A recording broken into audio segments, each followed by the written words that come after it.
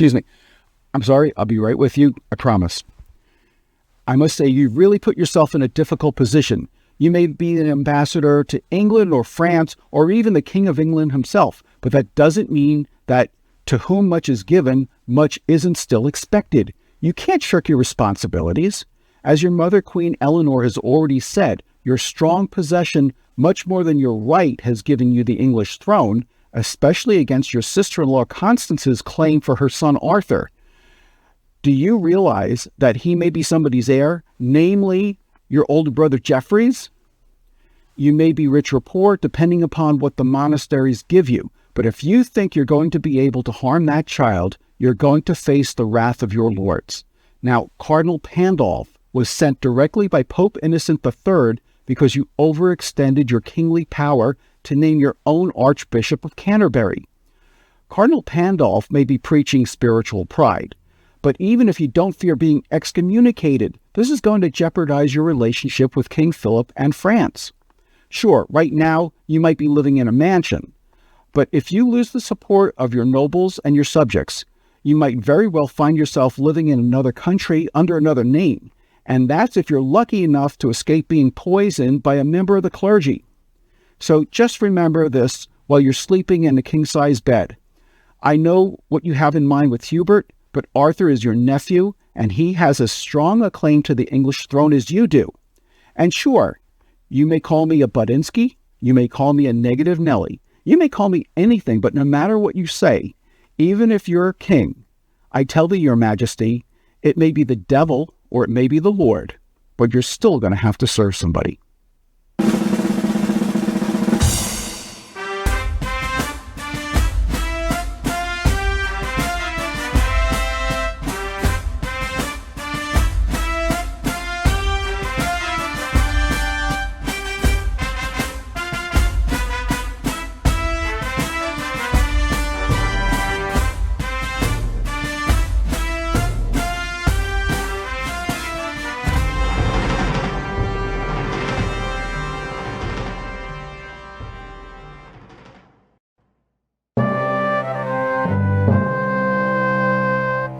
If there's one constant theme that runs through all of Shakespeare's history plays, it's that the lead characters spend most of their time seeking power, abusing power, trying to hold on to their power, or losing power. So let's take a look at the plot of the life and death of King John. King John is visited by an ambassador from France who demands under threat of war that he renounce his throne in favor of his nephew, Arthur, who the French King Philip believes is the rightful heir to the English throne. King John oversees an inheritance dispute between Robert Falconbridge and his older brother Philip, whom Robert accuses of being illegitimate. Queen Eleanor of Aquitaine, King John's mother, notes that Philip looks very similar to her late son, King Richard the Lionheart, also known as Coeur de Lion. Thus, Queen Eleanor suggests that Philip renounce his claim to the Falconbridge estate in exchange for a non-inheriting position within the House of Plantagenet and the knighthood. King John dubs Philip Sir Richard Plantagenet. After Philip renounces his inheritance, his mother, Lady Falconbridge, reluctantly admits Coeur de Lion is his real father, saying, "By long and vehement suit, I was seduced to make room for him in my husband's bed." Meanwhile, in France, King Philip and his forces besiege the walled city of Angers and threaten to sack the city unless the citizens accept Prince Arthur as their king. Philip is supported by the Duke of Austria, who allegedly killed Richard the Lionheart.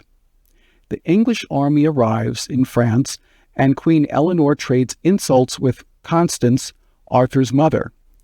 King Philip and King John argue their claims in front of the Angers citizens, but to no avail. The city spokesperson says that they will only support the rightful king, whoever that turns out to be. After the French and English armies clash, each army sends a herald claiming victory, but the Angers citizens remain unconvinced because neither army has proven to be the clear victor. Philip, now called Sir Richard Plantagenet, suggests that the armies of England and France unite against Angiers, but the citizens propose an alternative, that King Philip's son Louis marry King John's niece Blanche of Castile. This would give King John a stronger claim to the English throne, while Louis the Dauphin would gain additional territories for France. A furious Constance denounces King Philip for abandoning the claims for her son Prince Arthur, and Louis and Blanche marry. Unfortunately, Cardinal Pandolf arrives from Pope Innocent III, bearing a formal accusation against King John, who blocked the Pope's chosen Archbishop of Canterbury, and extended his political power to include religious power. King John defies the jurisdiction of the Pope, and Cardinal Pandolf excommunicates King John.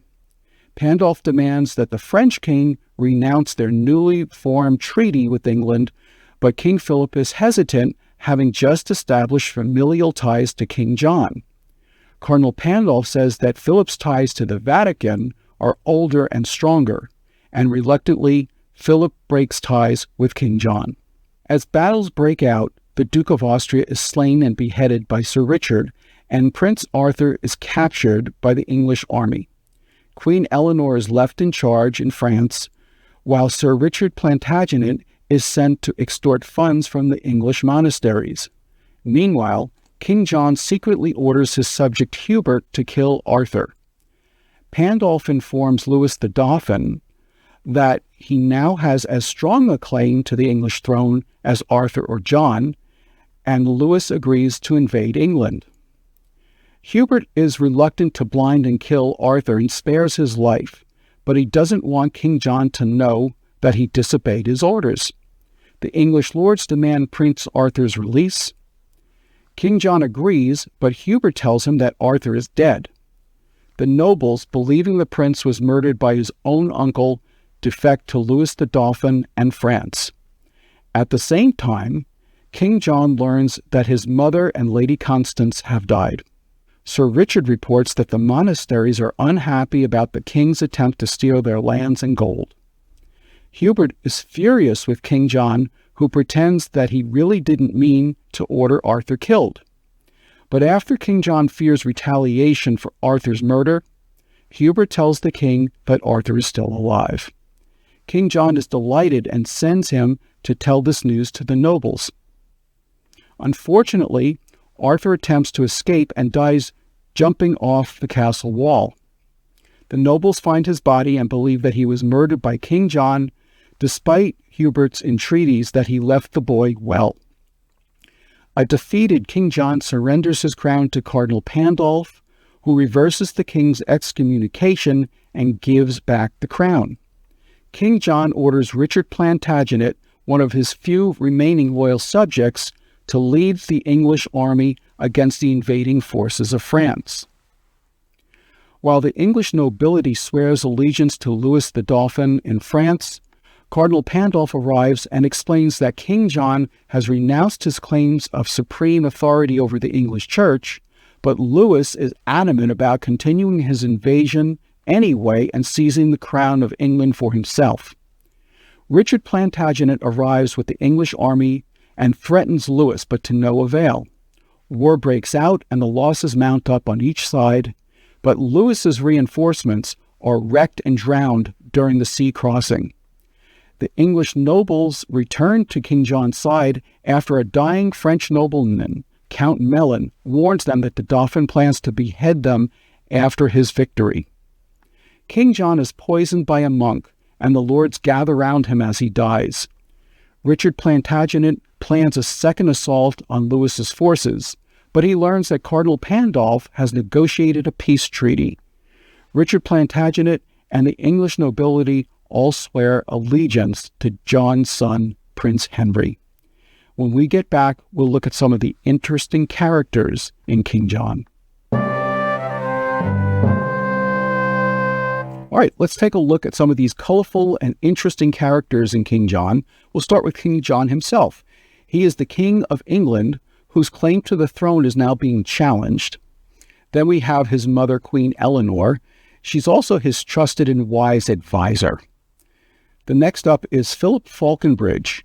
He's believed to be the firstborn son of Lady Falconbridge and the late Sir Robert Falconbridge, but is actually the illegitimate son of the late King Richard I, also known as Richard the Lionheart, or in French, Coeur de Lion.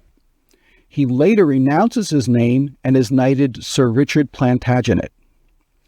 Lady Falconbridge is the wife of late old Sir Robert Falconbridge and the mother of Philip and Robert Falconbridge.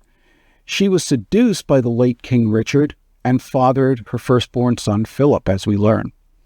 Lady Constance is the widow of Geoffrey, eldest brother to King John and mother of Prince Arthur, whom she believes is the rightful heir to the English throne. Arthur is the young son of late Geoffrey and Constance, who may well be the rightful heir to the English throne. He also holds the title of Duke of Bretagne, and although he's just a boy, his uncle King John sees him as a threat. Next up would be Hubert. He's a follower of King John, whom the king asked to kill young Prince Arthur.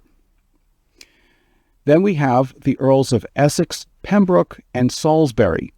They're often referred to as the Lords, who are attendees of King John, and their role is to advise him and to also keep him in check. King Philip is King of France, who claims that young Arthur is the true heir to the English throne. We also have Lady Blanche of Spain.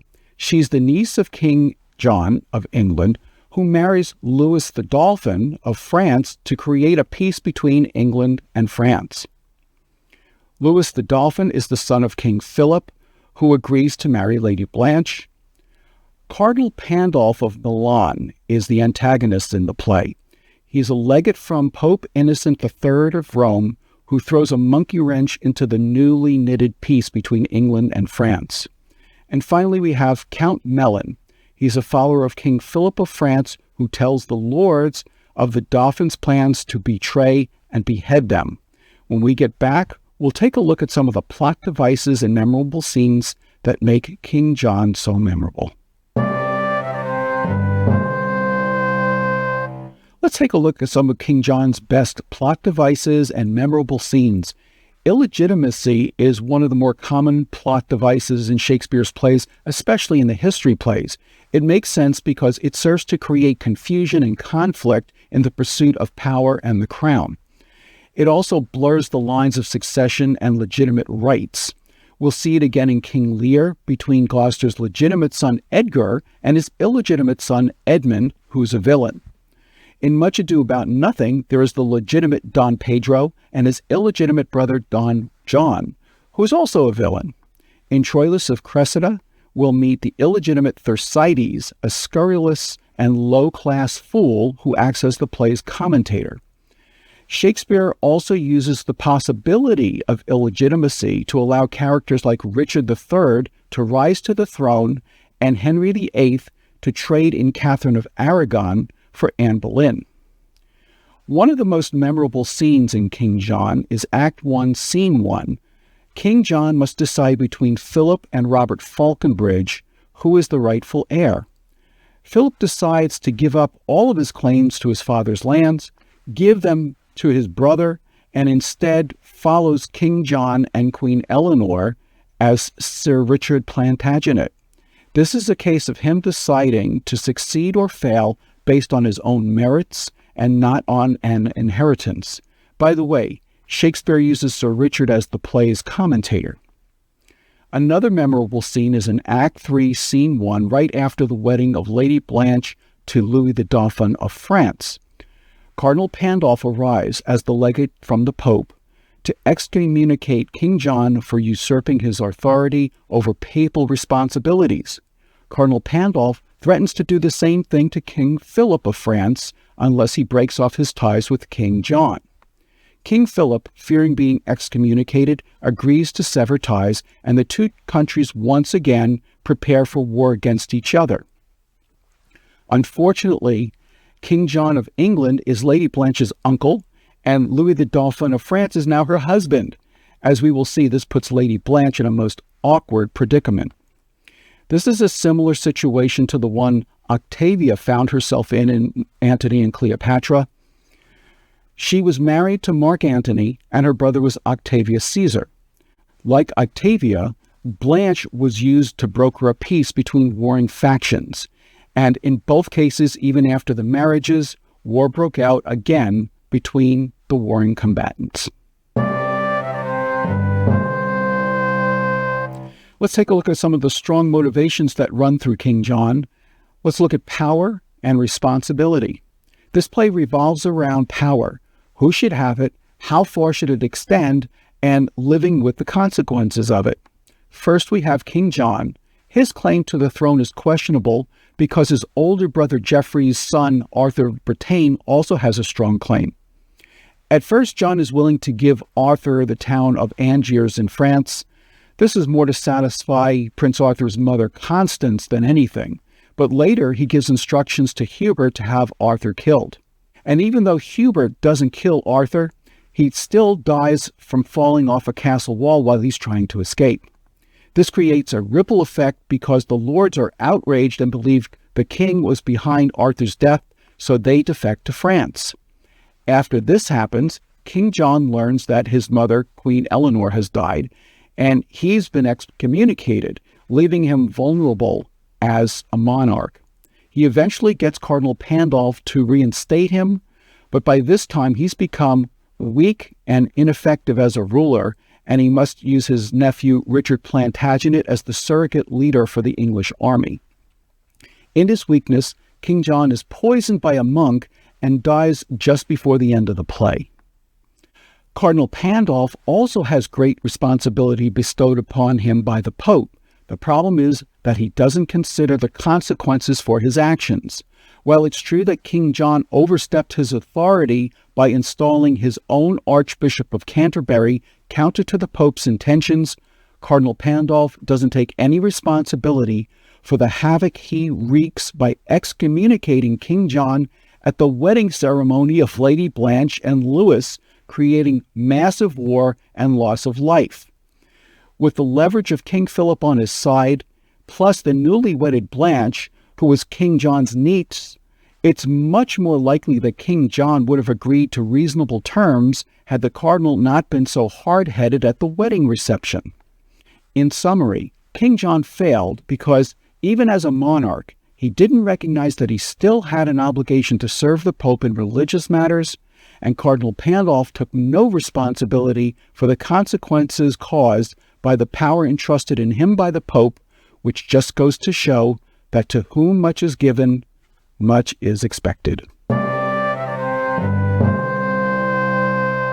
Let's cover two more strong motivations in King John: honor and betrayal.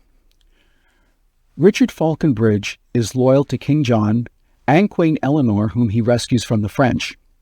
They befriend him, and he takes his responsibility seriously, and even though Arthur is King John's foe, he warns Hubert if he had anything to do with Arthur's death. Listen to his words. "Here's a good world. Knew you of this fair work? Beyond the infinite and boundless reach of mercy, if thou didst this deed of death, art thou damned, Hubert. Ha! I tell thee what, thou art damned as black, nay, nothing is so black. Thou art more deep damned than Prince Lucifer. There is not yet so ugly a fiend of hell as thou shalt be if thou didst kill this child. If thou didst but consent to this most cruel act, do but despair, and if thou wantst a cord, the smallest thread that ever spider twisted from her womb will serve to strangle thee. A rush will be a beam to hang thee on. Or wouldst thou drown thyself? Put a little water in a spoon, and it shall be, as all the ocean, enough to stifle up such a villain." Richard Falconbridge remains loyal to King John until his death, and immediately swears allegiance to his son Prince John. But the Dauphin has no trouble betraying the English lords and turns his back on Cardinal Pandolf, who originally urged him on. The Count Melon feels compelled to save the English lords, whom he had already betrayed, once he is fatally wounded. He does this for redemption, honor, love of Hubert, and because his grandfather was an Englishman. When we come back, we'll look at some of Shakespeare's most powerful lines in King John. There's some great speeches in King John, so let's look at some of Shakespeare's most powerful lines. Blanche's plea to the English and French armies is worth reviewing because she's caught in the middle of a miserable situation. In Act 3, Scene 1, she says, "The sun's o'ercast with blood, fair day adieu.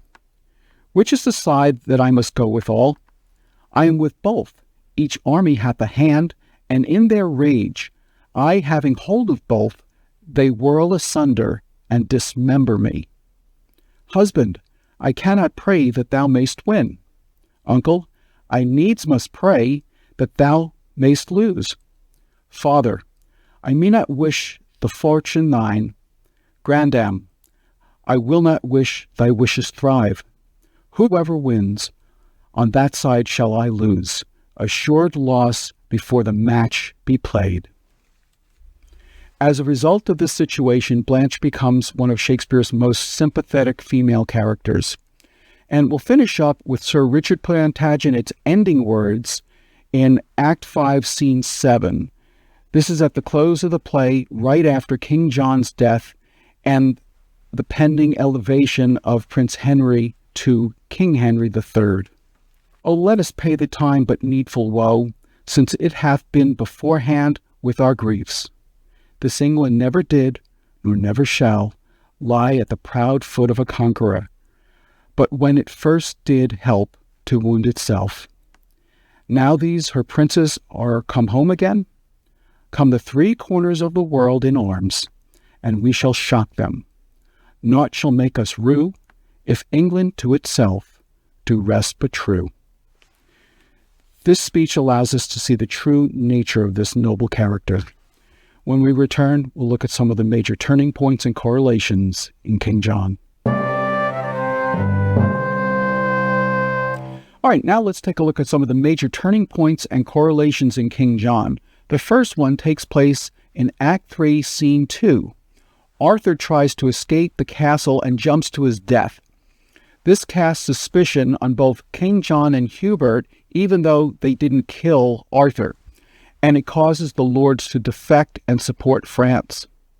The next one is Act 3, Scene 4. Cardinal Pandolf urges on the Dauphin to claim England for his own through the right of his wife, Blanche.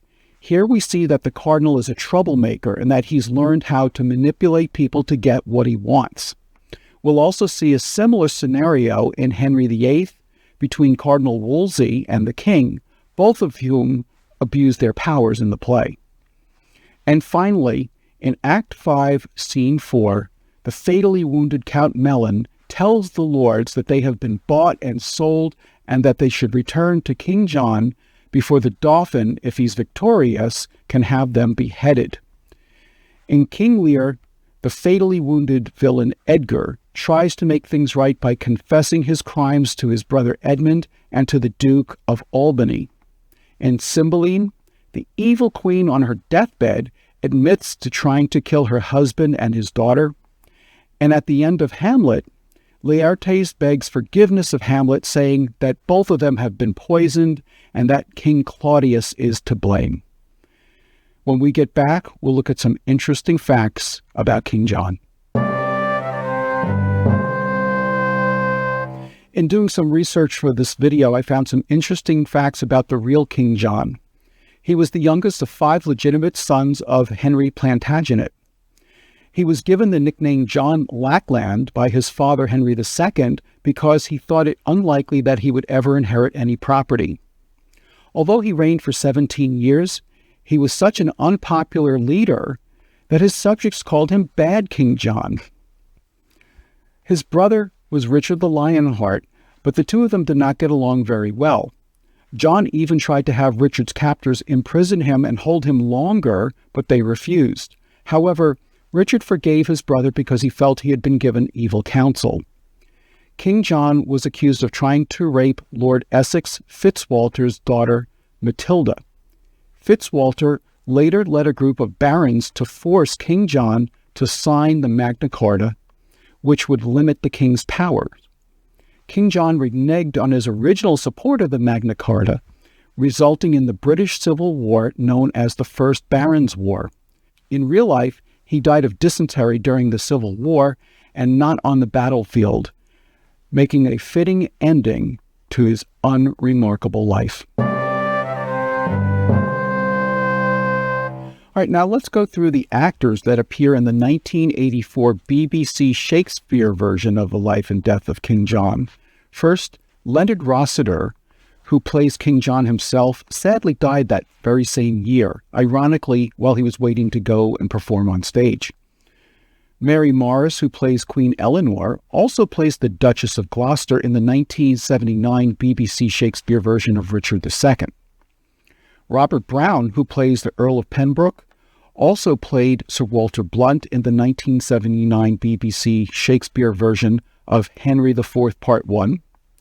William Whymper, who plays Chatillon, also plays Sir Stephen Stroop in the 1979 BBC Shakespeare version of Richard II.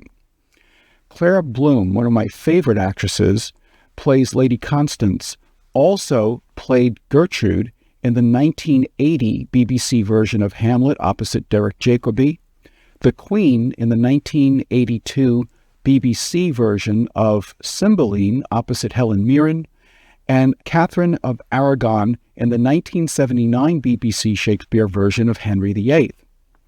Phyllida Law, who plays Lady Falconbridge, will also play Ursula in the 1993 version of Kenneth Branagh's Much Ado About Nothing, opposite Kate Beckinsale, and her real-life daughter, Emma Thompson. She also appears with her other daughter, Sophie Thompson, in the wonderful non-speaking role of the hard-of-hearing Mrs. Bates in the 1996 version of Emma, starring Gwyneth Paltrow. Charles Kay, who plays King Philip of France, also plays the Archbishop of Canterbury in the 1989 Kenneth Branagh version of Henry V. And finally, Gordon Kay, no relation, who plays the Duke of Austria, also plays the First Watch in the 1984 BBC Shakespeare version of Much Ado About Nothing. When we get back, it's time for this week's trivia challenge. It's called Three of a Kind. All right, now it's time for today's trivia challenge, and the category is called Three of a Kind. So name the common bond for each of these three related clues and the plays in which they appear. Number 1, Regan, Goneril, and Cordelia. Number 2, Oliver, Jaques, and Orlando. And number 3, gold, silver, and base lead.